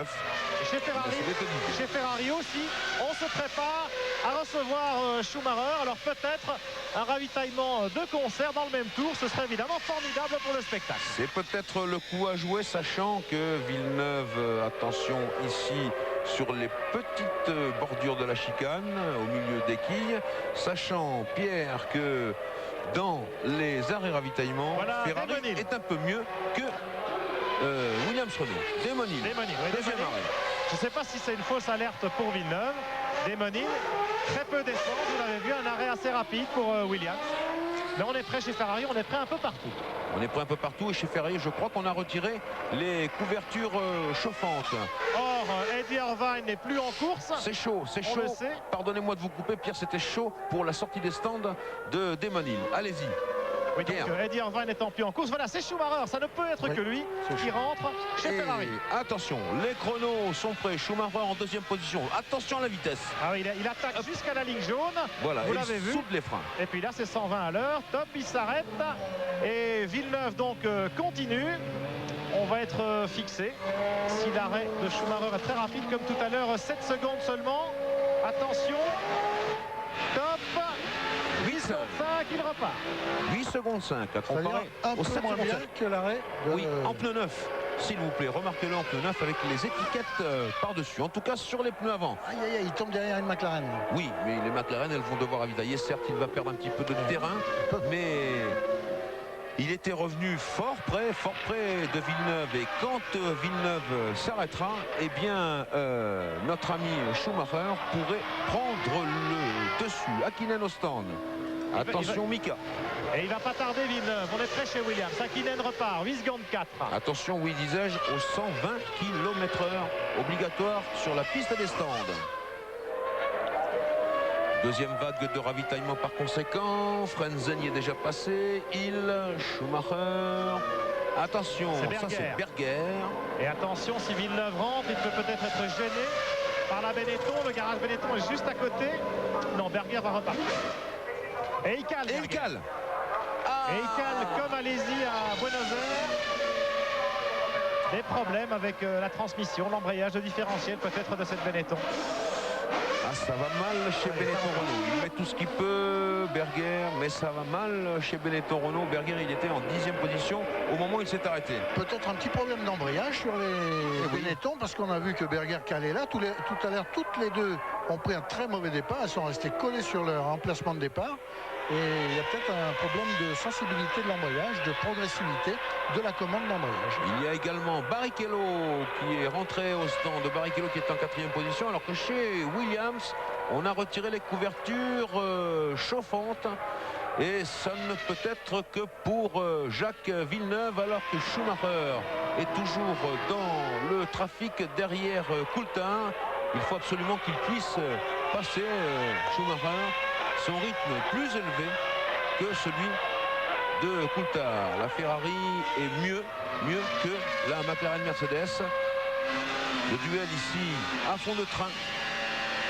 Schumacher, regardez qu'il pilote cette Ferrari avec maestria, sans trop d'écart, disais-je tout à l'heure. La Ferrari a certainement gagné en adhérence de par le fait qu'il y a beaucoup de Villeneuve au stand. Voilà le leader en route. Jacques Villeneuve au stand. Alors on va évidemment surveiller non seulement l'arrêt, mais certainement la sortie des stands. Vous imaginez avec Schumacher et Coulthard qui arrivent. Attention, Coulthard qui doit encore s'arrêter évidemment, contrairement à Schumacher et Villeneuve. 8 secondes tout à l'heure. L'arrêt c'est 1/10 près, c'est la même durée d'arrêt. Et attention à la sortie. La sortie, on y est presque. Villeneuve au bout de la ligne des stands. Et oui, mais Schumacher a perdu du temps derrière Coulthard et derrière Rosset. Et les peut-être 2 ou 3 secondes qu'il a perdu derrière ces deux adversaires, eh bien, lui coûte de repartir à sensiblement à, disons, 200 mètres derrière Villeneuve. Eh bien, on va retrouver nos deux belligérants au même point qu'avant les ravitaillements. Et là, eh bien, il va falloir qu'ils se décident à s'en débrouiller de ce dépassement sur la piste, Michael Schumacher, et non pas au stand comme il l'a sans doute espéré à un moment, Johnny. Sans doute, oui, mais là, il faut déjà qu'il recolle à la Williams, c'est-à-dire qu'il fasse l'effort de rejoindre la Williams-Renault. Ça ne sera pas facile. On a vu tout à l'heure que lorsque les deux hommes étaient roue dans roue, ils tournaient chacun à peu près au même rythme que l'autre. Un tour, Schumacher reprenait 1/10. Le tour suivant, c'était Villeneuve qui reprenait 2/10. L'écart se situait entre 6/10 et 9/10 selon les passages, selon les petites fautes qu'ils pouvaient commettre. Et là, les revoici tous les deux avec des pneus neufs ou presque neufs. Et puis un poids d'essence qu'ils n'avaient pas tout à l'heure lorsqu'ils étaient ensemble. Et là, on a vu Schumacher faire une petite erreur dans la chicane. Entrer un peu trop vite, un peu trop large, empiéter sur la bordure et retarder sa réaccélération. Et oui, mais Schumacher, qu'est-ce que vous voulez? Il a cette Williams Renault là-bas à portée de vue. Il y a 3 secondes et 5/10 entre la Williams Renault de Jacques Villeneuve et la Ferrari de Michael Schumacher. Coulthard est 3e, Brundle 4e devant Barrichello, mais ça c'est le jeu de ravitaillement. Le 6e est Hakkinen et le 7e Damon Hill. Brundle qui précisément s'arrête au stand alors qu'il était 3e, donc il va reglisser à sa place. Il est, disons, à la porte des points. Voici Brundle au stand.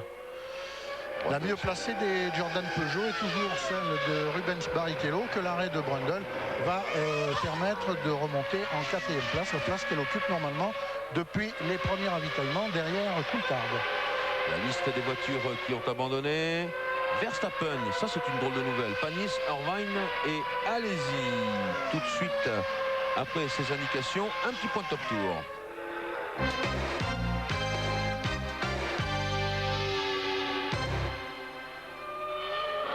36-15 TF1 pour jouer ou bien 36 68 75 76, c'est le téléphone, et des stages de monoplace à gagner. Et on se jette sur nos chronos pour comparer l'écart entre Villeneuve et Schumacher, pratiquement au même point, 2 secondes 6. Il se rapproche à nouveau. C'est intéressant parce qu'il n'y avait pas vraiment de trafic pour Jacques Villeneuve et pas vraiment de trafic pour Schumacher. Je me demande, Johnny, si Schumacher n'a pas bien pris la mesure de son adversaire, qui lui n'en peut mais puisqu'il est devant. Il faut aussi tenir compte, Jean-Louis, du fait qu'il s'agissait du premier tour lancé de Villeneuve avec son nouvel équipement pneumatique. Il y a toujours des petites nuances d'un train de pneu à l'autre et le pilote doit parcourir quelques kilomètres, franchir quelques virages pour s'habituer à un comportement très légèrement différent de sa machine lorsqu'il a changé de pneu. Même si ces pneus sont d'une qualité équivalente au précédent, il y a toujours une toute petite différence. Et laissons donc à Jacques Villeneuve 1 ou 2 tours, le temps qu'il s'acclimate à son nouveau comportement et pour voir comment il va résister à Schumacher.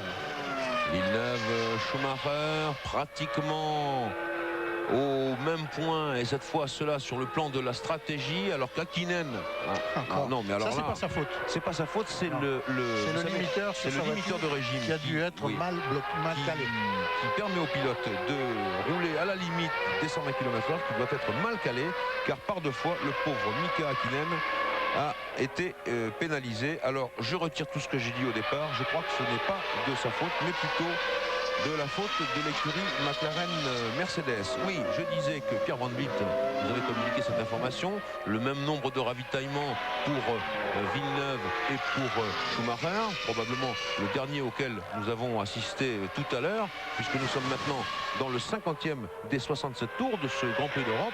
Ça veut dire quand même qu'on assiste à un regain de forme des Ferrari. Les Ferrari ont nettement progressé. Bien sûr grâce à cause de la pluie qui est un peu plus important, mais tout de même. C'est une nouvelle qui n'échappera pas aux tifosi. Dans une semaine, on courra à Imola, ce sera le Grand Prix de Saint-Marin. Et puis, eh bien, les tifosi, ils ont un champion du monde dans leur écurie favorite. ils vont vouloir venir à Imola pour voir un succès de la Ferrari. Et ils y penseront d'autant plus à cette victoire possible qu'il est probable qu'à Imola, les Ferrari entraîneront une version développée de leur nouveau moteur V10 et que donc elles seront un tout petit peu plus affûtées qu'ici encore. Et oui, le public allemand qui encourage son idole à faire la jonction avec la Williams-Renault. Alors qu'il y a quelques petites projections sur la caméra embarquée de la Ferrari. Petite projection, non pas de pluie, je ne peux pas le croire, même si le ciel est gris, mais quelques gouttes de liquide de refroidissement provenant de la Williams-Renault. Mais ça, c'est tout à fait traditionnel. Ce n'est pas grave du tout. Alors une petite précision sur la progression de la réduction de l'écart entre Schumacher et Villeneuve. Il était de 3 secondes, cet écart était de 3 secondes et demie au 47e tour, un tour plus tard 2 secondes 6, un tour plus tard 2 secondes et maintenant 1 seconde 4, c'est-à-dire que irrésistiblement, eh bien Schumacher se rapproche du Québécois. Et Johnny, il se rapproche de Berger, qui ne va pas être un client facile à dépasser. On y revient, Jean-Louis, on y revient. On y revient, alors qu'Hakkinen observe 10 secondes d'arrêt, une deuxième fois pour Mika Hakkinen. Punition de Dajong, mais elle est grosse, c'est beaucoup, hein. C'est beaucoup pour un limiteur, je le pense, déréglé. Ou alors, voilà, c'est un peu plus même, c'est ce qu'il faut vraiment assurer le coup. Je vous le disais tout à l'heure, vous faites 9 secondes d'arrêt seulement et on vous rappelle pour une seconde supplémentaire. Voilà, Hakkinen qui ressort juste devant une Minardi. Alors, l'écart Villeneuve-Schumacher, 1 seconde 4, vous l'avez dit, Johnny, on en revient vers le même point. Le Nürburgring, maintenant, dont Schumacher doit percevoir le bruit dans ses oreilles. Ils le sentent là, ils le sentent, ce champion du monde à portée de dépasser la Williams-Renault de Jacques Villeneuve. Et on a vu un petit geste de Schumacher. Oui. Jean, vous avez vu ce qu'il a fait? Absolument. Il a Alors, arraché sur la visière de son casque une protection. Preuve que les petites gouttelettes que vous aviez vues tout à l'heure sur l'objectif de sa caméra, eh bien, ces petites gouttelettes sont toujours projetées dans sa direction. J'ai dit que c'était pas vraiment grave. Ça arrive toujours en course. Espérons quand même pour Jacques Villeneuve que ce ne soit pas la mésaventure de Melbourne. Mais oui. Souvenez-vous, où il avait mené presque toute la course et puis il avait dû s'incliner devant son équipier Desmonil dans les derniers tours avec une fuite d'huile qui, il est vrai, avait été provoquée par une petite excursion hors piste du Canadien. Mais pour revenir à la progression de la Ferrari que vous soulignez tout à l'heure, Johnny, je me demande si la performance n'est pas davantage à mettre au crédit de Schumacher lui-même, parce que quand on voit les images de caméra embarquées, on se dit que le pilote allemand est en train de surconduire cette voiture, mais avec un brio, une maestria absolument formidable. Surconduire, vous me faites peur, Pierre Van Vliet. Ça, c'est Desmonil qui vient d'effectuer le meilleur tour en course. Il est en 5e position, il revient, mais enfin il est encore loin du podium. Il y a Coulthard et Barrichello à dépasser pour ce faire. Villeneuve, Schumacher, c'est moins de la seconde, c'est 9 dixièmes maintenant. Voilà, c'est Berger qui est au premier plan. Ensuite, c'est une mise. Non, Jacques Villeneuve, pas ici. Je vous en supplie, ça serait vraiment gâcher absolument toutes vos chances. Je sais bien que derrière, il y a la Ferrari qui klaxonne. Villeneuve, Schumacher. Là, la manœuvre va devoir être d'une précision. C'est peut-être de la pluie qui tombe, Jean-Louis. Je vois des gouttes d'eau sur l'objectif de Villeneuve. À moins que ce soit la Minardi qui crachote des petites gouttelettes d'eau. Il y a des nuages. Il y a des nuages un petit peu plus épais. Attention, presque à l'extérieur pour Schumacher. Et ça, c'est la caméra arrière embarquée de la Williams-Renault de Villeneuve. On est peut-être ici au tournant du Grand Prix naturellement, mais peut-être aussi au premier tournant d'une saison qui s'annonce passionnante, puisque les Williams-Renault pour l'instant ont tout dominé. Et voilà que cette Ferrari est en train de se rapprocher de ce qu'on peut considérer comme l'étalon pour l'instant en matière de Formule 1, c'est-à-dire la Williams-Renault. Alors ça veut dire énormément de choses. En tout cas, la Minardi s'est écartée et elle ne viendra pas troubler le duel entre Villeneuve et Schumacher. Il n'y a plus que Berger devant Villeneuve, mais je ne sais pas si Jacques et Schumacher sont à même de rejoindre la Benetton qui est déchaînée, très très loin au classement, presque à un tour. Il reste 15 tours maintenant. 15 tours pour Jacques Villeneuve. 5 dixièmes. 15 tours également pour Schumacher. C'est vraiment un Grand Prix qui, je pense, fera date dans la saison et fera date sans doute, attention au blocage de roue, Michael, fera date aussi depuis ces récentes années de la Formule 1. Une Ferrari qui se rapproche d'une Williams-Renault à ce point, c'est terrible. Même si vous dites, Pierre, que Schumacher est en train de surconduire, même s'il est galvanisé, il faut quand même qu'il ait les moyens de le faire. On va dire vive le Nürburgring, Jean-Louis, puisque l'année dernière, au mois d'octobre, on a vécu un Grand Prix formidable ici. Le duel entre Alesi et Schumacher, et un duel à peu près identique se déroule 6 mois plus tard dans le Grand Prix d'Europe suivant, sur le même circuit, le Nürburgring, qui est donc propice au spectacle. Bravo. Et comme tout à l'heure, vous voyez que les drapeaux ne s'agitent plus. Le Nürburgring retient son souffle ici pour son champion favori à bord de cette Ferrari frappée du numéro 1. Une course difficile, un moment difficile pour Jacques Villeneuve. Il doit résister à la pression d'un double champion du monde qui est considéré parmi les plus grands. Et c'est difficile pour ce jeune Québécois qui livre ici son 4e Grand Prix seulement. Alors un petit point météo, Jean-Louis. Effectivement, il y a des nuages un peu plus épais à l'autre bout du circuit. Ici, à la hauteur des stands, il ne pleut pas. Je ne peux pas imaginer qu'il pleuve, mais on ne sait jamais. Il y a beaucoup d'humidité, il y a un vent violent et pour être franc, il fait un froid de canard. Eh oui, Pierre, ça dehors, vous le savez bien. L'humidité, maintenant, elle est à 78%. Et oui, l'air est à 10 degrés seulement. Je comprends qu'il fasse un froid de canard, effectivement. Niki Lauda ici qui surveille lui aussi son écran de contrôle. C'est la passerelle de commandement du stand Ferrari. Nous sommes dans le 55e des 67 tours de ce Grand Prix d'Europe.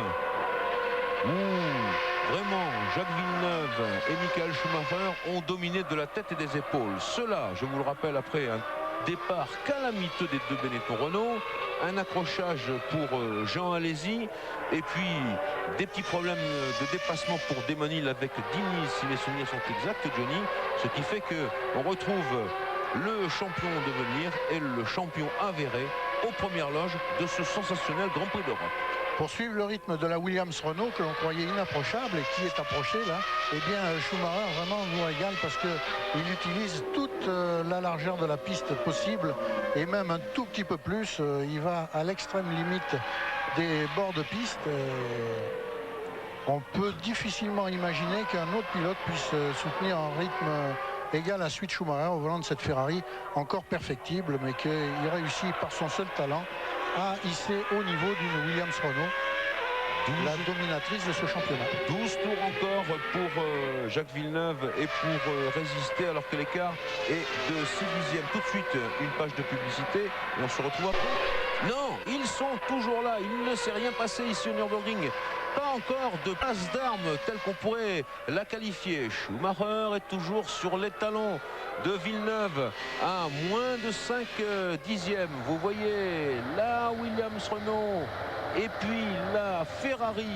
Elles sont pratiquement roue dans roue et Schumacher revient surtout sur les freinages. Mais Villeneuve résiste toujours et nous sommes dans le 58e des 67 tours du Grand Prix d'Europe, à 9 tours pratiquement de l'arrivée d'un Grand Prix époustouflant et qui peut faire date dans l'histoire de la saison. Alors que ça, c'est Frentzen qui a été faire une autre petite excursion dans le décor à la suite d'un freinage trop tardif, on peut le dire. Et qui ne doit plus avoir d'embrayage. Et qui revient en piste sans embrayage puisqu'on a soulevé la voiture et puis il a enclenché une vitesse et on a lâché la voiture pour qu'elle puisse sauter directement sur la piste et partir. Schumacher très près de Villeneuve. 5,55, 555 millièmes, 544 maintenant. Mais ce n'est même plus une question de millième. Que fait Schumacher? Est-ce qu'il le garde pour la bonne bouche, pour la fin? Qu'est-ce qu'il peut faire là, Johnny? Il le surveille. On a vu tout à l'heure quelques passages très spectaculaires de Schumacher qui nous régale par son style. Mais là où Villeneuve me régale, moi c'est par la solidité qu'il affiche face à ce redoutable Schumacher. Il est imperturbable devant, il ne commet pas de faute, il ne bloque pas de roue au freinage, il va à son rythme, il sait qu'à ce rythme-là, eh bien, Schumacher est très près de lui, mais il n'a pas réussi jusqu'à là à lui porter une attaque et il s'en tient là. Bravo, c'est difficile de soutenir un rythme au dixième de seconde près qui le place à l'abri d'une attaque de Schumacher, et Villeneuve le fait impeccablement comme un vieux routier alors qu'il en est à son 4e Grand Prix seulement, mais il est vrai qu'il a déjà une bonne carrière en Formule IndyCar aux États-Unis qui correspond à la Formule 1 aussi. Oui, c'est vrai, et il n'était pas question bien entendu de diminuer les performances de notre ami Jacques Villeneuve. Non, il résiste impeccablement. Et si j'ai bien compris, Johnny, vous voulez me dire qu'il va falloir qu'il passe Schumacher. Donc c'est pas gagné d'avance et pas du tout même encore. Ah, c'était pas gagné l'année dernière entre Schumacher et Alesi. Et puis finalement, comment Schumacher est arrivé à subtiliser la victoire à Jean en octobre dernier, eh bien en profitant de la présence devant l'Avignonnais de quelques retardataires qui se bagarraient entre eux et donc qui ont mis mauvaise grâce à le laisser passer. Alors cela va-t-il se reproduire?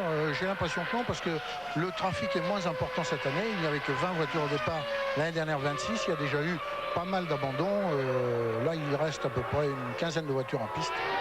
Et vous vous imaginez ce qui peut se passer dans le cockpit de cette Williams Renault qui est en tête de la course. Villeneuve qui doit surveiller l'ogre comme le surveille ici le président de Ferrari, Luca Montezemolo. Attention, je dis de Ferrari à Automobilis, c'est-à-dire la maison qui contient également la Scuderia. Mettez-vous à la place de ce Jacques Villeneuve qui a l'ogre derrière lui. Vous l'avez qualifié comme ça, Johnny, et vous avez raison. Et puis qui sent qu'il est en passe de gagner son premier Grand Prix, ce qui aussi historiquement parlant serait fastueux pour lui.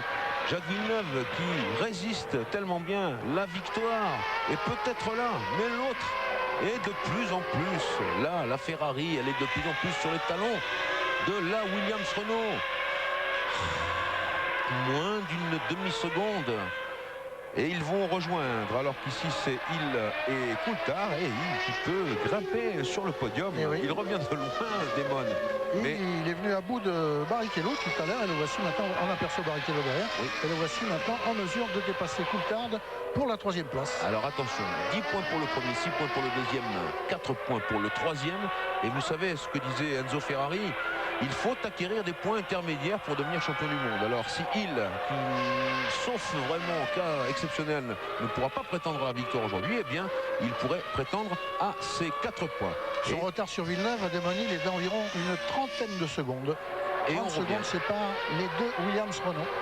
Johnny, on revient avec Villeneuve et Schumacher sur Berger. Ça c'est l'abandon de Frentzen. Il en a un peu trop fait aujourd'hui, je crois, notre ami Frentzen, même s'il était devant un public allemand. Il n'avait plus d'embrayage. Oui, je sais, mais enfin, il l'a un peu secoué, ce sauveur moteur Ford, qui présentait quand même quelques nouveautés techniques. Ils me font peur parce qu'ils reviennent sur Berger. Berger qui est un vieux filou, mais aussi un grand sportif. Et Berger, on peut comprendre qu'il ne faut pas se mêler à cette lutte de titan pour l'instant. Alors, il faut, comme le Nürburgring, eh bien, retenir notre souffle et savoir comment Jacques Villeneuve et puis Schumacher vont se dépatouiller de Berger. Attention, de Damon Hill, mais non. Il n'a pas pu. Coulthard bloque. Damon Hill se rue et passe également la Minardi. Attention, il est très proche, Damon Hill, extrêmement proche de la 3e marche du podium. Coulthard, il fait une course où il résiste pas mal. Jolie prestation. Oui, même s'il a été dépassé tout à l'heure par Hakkinen. Hakkinen en colère parce qu'il avait été pénalisé de 10 secondes. Il en a d'ailleurs pris une autre d'amende depuis, de 10 secondes également. Coulthard qui s'est pas trop mal débrouillé ce week-end, alors que Damon, lui, entre non pas des fautes, mais peut-être une petite erreur d'appréciation. Enfin bref, il a touché quand même après avoir pris un départ qui n'était pas très bon non plus. Damon qui se retrouve 4e position là et qui guette la 3e position. Je regarde en même temps mon écran de chronométrage. Villeneuve Schumacher, 5 dixièmes de seconde. Il l'a à sa portée, il donne tout, ça va être difficile. On est dans le 62e tour, il reste 5 tours maintenant. 5 tours, voilà Berger. Égard au trafic parce voilà, qu'il y a 2 Tyrrell et puis voilà, 5 tours, c'est écrit. Villeneuve, Schumacher, 5 tours et il va falloir rentrer dans le trafic. Mais ça aussi, je lui fais confiance à Villeneuve. Il va pouvoir résister, il en a l'habitude. La Ferrari de Schumacher qui guette sa proie. Quelle course terrible pour les deux hommes. Villeneuve, pas loin de ça, première victoire en Grand Prix. Vous avez vu, il y a les deux Tyrrell, c'est vrai, il y a la Benetton Renault rescapée de Berger qui navigue en Berger, il est où? En 10e position après de multiples problèmes. Schumacher, Villeneuve ici au premier plan, Schumacher au deuxième plan. Et ici tout ce trafic avec une Arose, deux Tyrrell Yamaha, une Arose à moteur A, deux Tyrrell Yamaha et puis la Benetton Renault de Berger. Allez Jacques Villeneuve, il faut tenir le coup, il faut tenir le coup. La victoire est maintenant à 5 x 4, 22 km. Jean-Louis, on va se retrouver exactement dans le cas de figure de l'année dernière. Ce groupe de la Rose et des deux Tyrrell qui va se trouver devant les roues. Là, c'est Berger qui rejoint le groupe des Tyrrell et qui en passe une. Alors, que vont faire les commissaires au drapeau bleu? Vont-ils bien se faire comprendre que derrière les Tyrrell, Mika Salo, qui est la première à être menacée par Villeneuve et Schumacher, les commissaires de piste avec leur drapeau bleu, vont-ils bien passer le message de façon à ce que Salo s'écarte sans gêner Villeneuve et sans venir troubler le duel Villeneuve-Schumacher? On va voir ça. Oh, il est proche, il est extrêmement proche, légèrement à l'écart pour éviter de se déventer. Vous voyez la caméra arrière de la Williams Renault de Villeneuve et cette Ferrari frappée du numéro 1, la marque du champion du monde, qui est juste assez basque. Alors le premier qui est dans le viseur de Villeneuve pour l'instant, ça m'a l'air, c'est Mika Salo. Ça m'a l'air d'être Mika Salo avec sa Tyrrell Yamaha. Attention. Celui qui avait fermé la porte à Jean Alizzi. Et oui, c'est ce que... Il s'écarte là, il les a vus, il s'écarte. Donc, attention, il y en a deux. Pas de problème en ce qui concerne Mika Salo. Tandis qu'on nous affiche l'écart entre Hill et Coulthard pour la 3e place, 3 dixièmes. Et caméra arrière à nouveau sur la Williams Renault de Villeneuve. Et la Ferrari, pas loin de l'axe. Il va falloir passer maintenant en Katayama probablement. Et ensuite, ce sera Berger. Donc Katayama, il a encore de la marge. Non, c'est Berger. C'est Berger qui est là. Il n'avait passé qu'une Tyrrell Yamaha. Villeneuve toujours en tête. Schumacher à moins de 5 dixièmes maintenant. C'est prêt, c'est très près. Et nous sommes dans le 65e tour de course. Oui, Schumacher qui allume ses freins. Mes amis, ça se corse de plus en plus. La première victoire peut-être de Jacques Villeneuve au bout de ce Grand Prix terrible.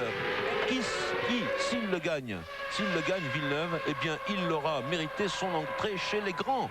Katayama s'est écarté, il croyait peut-être que Berger fait partie du groupe de tête. Il va en faire autant pour les autres. Voilà, il s'écarte et Villeneuve passe. Schumacher aussi passe aussi. Proche.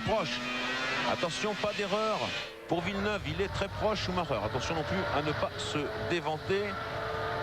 Vraiment, le duel au sommet. Villeneuve parmi les grands, parmi les très grands maintenant. Tant pis, même s'il arrive le pire, un accrochage ou un abandon. Villeneuve, il a gagné vraiment ici. Il a gagné son entrée dans le cercle très fermé des grands pilotes de Grand Prix. Et il reste maintenant combien? Eh bien, il va rester bientôt. Et Rosset a dépassé. Rosset. 65e tour. Il a fait signe. Il s'est passé. Attention, Villeneuve déboîte. Schumacher aussi. Il reste 2 tours. Ils sont dans l'axe. Berger est devant. Impressionnant. Ah, c'est impressionnant. Et Schumacher avec son volant tableau de bord, vous voyez, qui s'allume quand il faut changer les régimes. Tout est indiqué sur le volant de Schumacher. Alors va-t-il tenter ou non l'attaque du siècle pour gagner ce qui serait la première victoire de Ferrari cette saison en 1996? Va-t-il le faire? Est-ce que Villeneuve, lui, va emporter sa première victoire en Grand Prix? Il restait 2 tours. Attention, bientôt plus qu'un tour, un seul. Avec Berger, ici au premier plan. Mais Berger qui est loin, qui est en 9e position. Schumacher à 2 dixièmes maintenant. C'est-à-dire pratiquement dans la boîte de vitesse de la Williams Renault. Ce moteur Renault qui a effectué ici 114 pole position, soit le même score que le moteur Ferrari. Voilà, ici ça c'est le freinage où Schumacher pourra tenter sa dernière chance dans un tour, puisque là il n'a pas pu, il était trop loin de Villeneuve et il boucle actuellement leur 66e tour. Il pénètre dans le dernier tour de course. Si Schumacher veut gagner, c'est en attaquant Villeneuve soit au freinage qui est en bas de la pente dans le virage serré, la courbe dans l'autre, soit à la petite chicane. Alors c'est le moment ou jamais maintenant. On va surveiller naturellement la Ferrari. Je ne vois pas à quel endroit elle pourrait attaquer. Vous l'avez dit, Johnny. Dans le prochain virage, à la petite chicane. Il est trop loin. Il est trop loin, c'est impossible. Il est trop loin, il a perdu un petit peu de temps et peut-être veut-il assurer cette deuxième place, Michael Schumacher, ce qui serait bien pour Ferrari naturellement à la veille du Grand Prix de Saint-Marin. Attention, formidable, bientôt la deuxième, imperturbable, formidable. Bientôt la deuxième et dernière chicane. Il faut qu'il tienne le coup, Jacques Villeneuve. Il l'a à portée de main maintenant. Il reste quoi?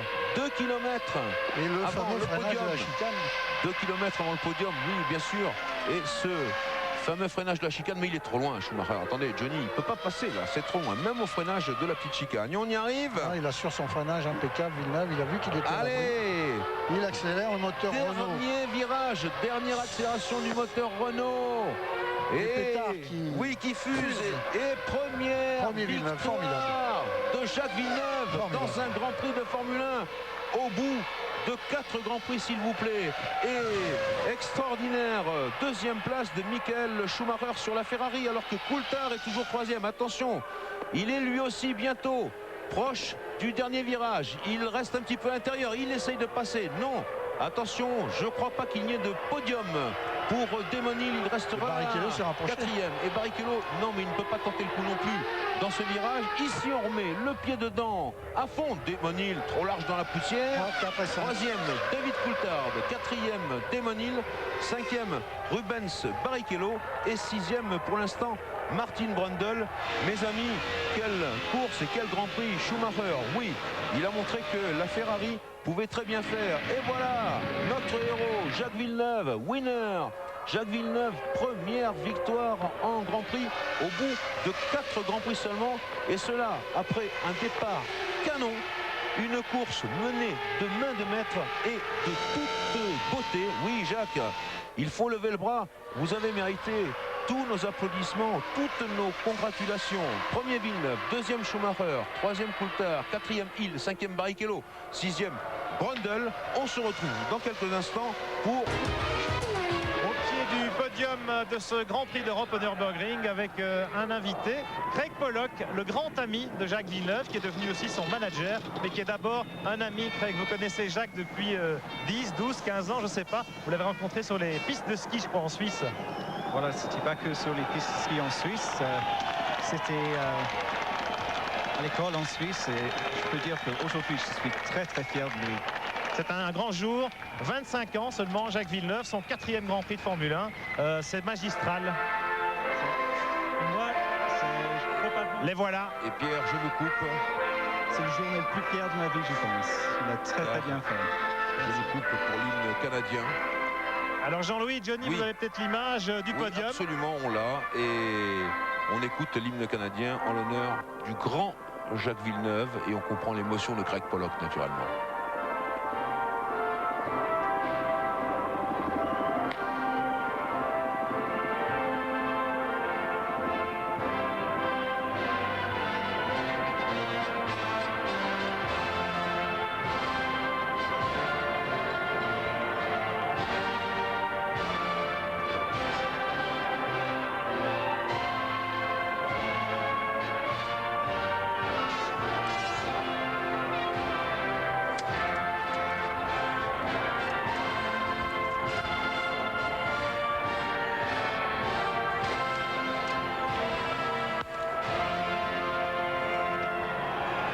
Un moment de très très grande émotion ici.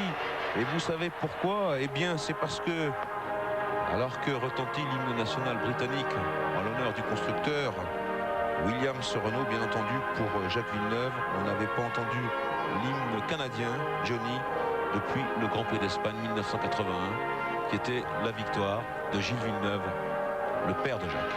Une victoire tout aussi impressionnante que celle de Jacques aujourd'hui.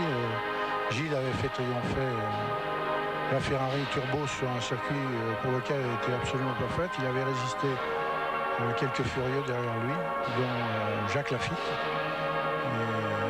Et 5 voitures avaient franchi la ligne d'arrivée dans le sillage de Villeneuve. dans pratiquement la même seconde, et Gilles Villeneuve avait résisté, avait fait preuve des mêmes nerfs d'acier que son fils aujourd'hui.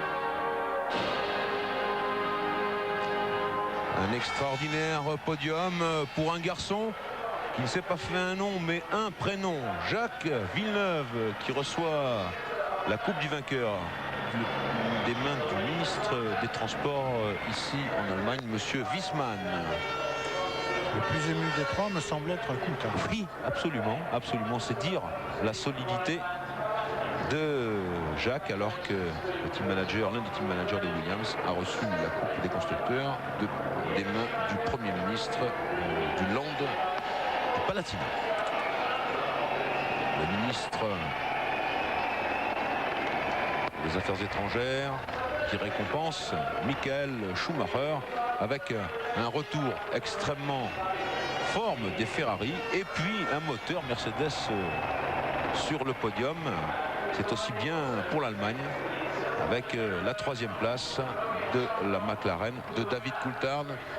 Pierre, vous êtes toujours, je crois, avec Craig Pollock. Absolument, Jean-Louis. Craig Pollock, on reparle de la carrière de Jacques Villeneuve. Vous l'avez connu donc très jeune, vous étiez voilà, champagne les Jacques bulles, Villeneuve, oui, les bulles. un moment très émouvant. Et oui, bien sûr, vous parlez d'une satisfaction pour Jacques. 4 Grands Prix seulement et déjà une victoire. À vous, Pierre. Alors cette carrière donc de Jacques Villeneuve, est-ce qu'il a eu la vocation de pilote de course tout de suite pour suivre les traces de son père, Craig? Je dirais quand il était à l'école, il était très vite sur le ski. Il a toujours bien aimé ça. Et puis il était bien entraîné dans toute sa carrière en Italie, puis après au Japon et aux États-Unis.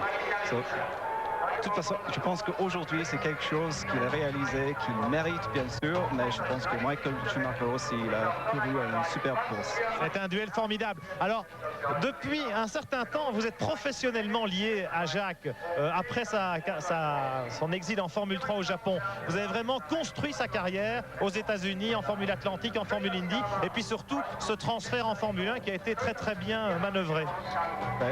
J'ai commencé avec Jacques, c'était juste avant qu'il est parti au Japon, où j'ai commencé de faire les négociations. Et puis, bien sûr, en IndyCar, toutes les négociations, toutes les sponsoring pour l'IndyCar, pour le carrière aux États-Unis. Et puis, avec le côté de Formule 1, ça c'est quelque chose qu'on a réalisé. Et puis, c'était d'un côté, je pense que je peux dire que c'est un peu de chance qu'on se trouve où on est aujourd'hui. Ok, une formidable carrière en tout cas et un premier succès en Formule 1 aujourd'hui, le premier d'une longue série pour Jacques Villeneuve, le héros de ce Grand Prix d'Europe. Il vient de fêter son 25e anniversaire il y a 15 jours à peine. Fabuleux donc ce succès de Jacques Villeneuve après cet extraordinaire duel avec Michael Schumacher et la Ferrari. Alors on va sans doute retrouver maintenant Marc Minardi pour le résumé de ce Grand Prix d'Europe avant peut-être de retrouver les deux protagonistes.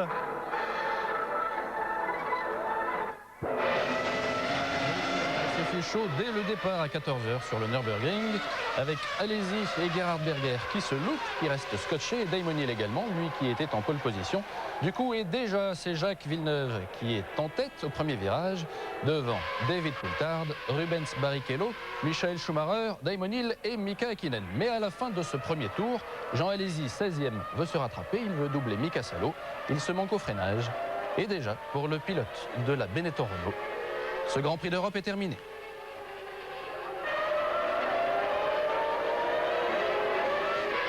5e tour maintenant, et Damon Hill qui dépasse Michael Schumacher dans la ligne droite des stands. Le voici 4e. Et puis à la chicane, ce sont Olivier Panis et Eddie Irvine, le pilote léger contre l'Irlandais de Ferrari, qui se croisent d'un peu trop près. Retour au stand, verdict, c'est l'abandon pour les deux hommes. Fin du 10e tour maintenant. Damon Hill à droite, à gauche, à l'extérieur sur Rubens Barrichello. Rien n'est fait. Le petit Brésilien de Jordan Peugeot résiste. Alors du coup, Damon Hill change de tactique. Au 23e tour, il décide de rentrer au stand et l'arrêt s'éternise 20 secondes 9. Au même instant, Brundle et Herbert ravitaillés. Un tour plus tard, c'est Schumacher qui s'arrête. Là, c'est nettement mieux, 7 secondes 7. Et au 26e passage, c'est Jacques Villeneuve au stand, 8 secondes 9. Il reste en tête et ressort devant Schumacher qui passe Mika Häkkinen, suivent Coulthard, Brundle et Heinz Harald Frentzen. Damon Hill est alors en 10e position. Et à ce 18e tour, Pedro Diniz ne le voit pas arriver. Le public allemand exulte, il croit que c'est fini pour l'Anglais. Pas du tout, il réussit à prendre la piste, heureusement. Et pendant ce temps-là, Schumacher remonte sur Jacques Villeneuve. 2 secondes 4, 1 seconde 8 dixièmes. L'écart fond entre les deux hommes. Mais Jacques Villeneuve contrôle la situation. 42e tour, Mika Häkkinen qui passe Heinz Harald Frentzen. Et il s'empare de la 5e place. Alors que Damon Hill est remonté, il est 8e. Il s'arrête un tour plus tard, de même que Michael Schumacher d'ailleurs. Et ce sera Jacques Villeneuve qui observera son deuxième arrêt. 57e tour, en bagarre en peloton, c'est Heinz Harald Frentzen, l'autre Allemand, qui se fait une frayeur. Et donc, Jacques Villeneuve va tenir jusqu'au bout devant Michael Schumacher déchaîné pour obtenir au bout de son 4e Grand Prix sa première victoire en Formule 1. Lui, le champion IndyCar en titre. Il franchit la ligne donc en vainqueur au bout de 67 tours devant Schumacher, 18 ans après Gilles, son père, dont la première victoire était au Canada en 1978. 3e Coulthard, 4e Damon Hill, 5e Rubens Barrichello. On retrouve Nürburgring, Jean-Louis Moncey.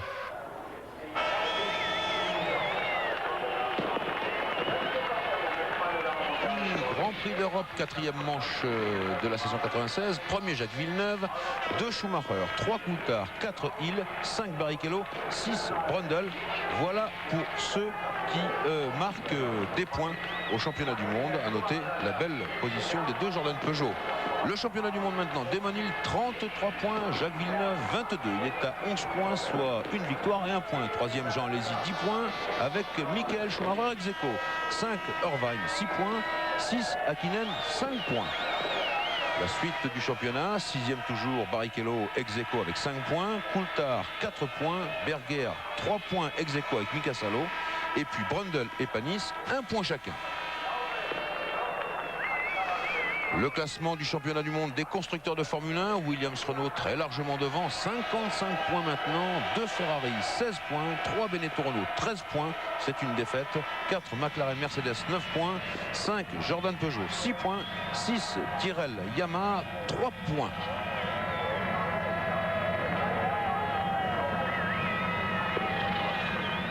Et on retrouve maintenant sur ces images de Michael Schumacher, Pierre Van Vliet avec un invité qui est Bernard Dudot. Oui, on attend Damon Hill qui est dans le camion, il est en train de se changer, Damon. Une course assez mouvementée, Bernard, et puis une belle victoire quand même de Jacques Villeneuve. Oui, une extraordinaire victoire, je trouve, parce que d'abord parce que c'est la première pour lui, et puis il a fait une démonstration de sa capacité à se porter la pression tout à fait exceptionnelle. C'est quand même pas donné à tout le monde de le faire de cette façon-là quand on a Michael Schumacher derrière soi. Qu'est-ce qui est arrivé au Benetton? Vous étiez dans le garage Benetton ce week-end. Un incident de software au moment du départ. Bien. Et ensuite? Bah écoutez, l'histoire, je pense que tout le monde l'a vu en direct. Jean s'est accroché avec Salo et ensuite Berger a calé malheureusement dans les stands au moment du changement de pneus. Bon, il a perdu toute chance de rentrer dans les 6 premiers, ce qui n'était pas impossible compte tenu de la cadence avec laquelle il a fait ses tours pendant la course. Merci Bernard. Damon Hill n'est toujours pas là. Je vous propose tout de suite de retrouver Jacques Villeneuve dans le studio là au pied du podium. Too long. Well, Jacques, a fantastic result. Your first Formula One Grand Prix win. Bonne bataille pour Does it feel better than winning the IndyCar C'était Championship? retardé, mais pour moi et pour toute l'équipe Williams-Renault, c'est fantastique de gagner une course maintenant, surtout après le début de saison qu'on a eu. On roulait assez fort, mais juste la victoire nous manquait. And Michael, some comments from you as well, please. Ich kann natürlich nur eines sagen, es war der glücklich bin, den zweiten Platz. What was it like with Den habe ich Michael mir pushing you eigentlich nur so hard erträumt, for denn most of der it? dritte Platz war sicherlich der realistischere. Wir haben davon profitiert, dass Damon Hill ein Problem hatte. Nichtsdestotrotz hatte ich einen spannenden Zweikampf mit Jacques zum Ende, der sehr knapp war, aber nie wirklich die Möglichkeit bestand für mich mal wirklich daneben zu fahren.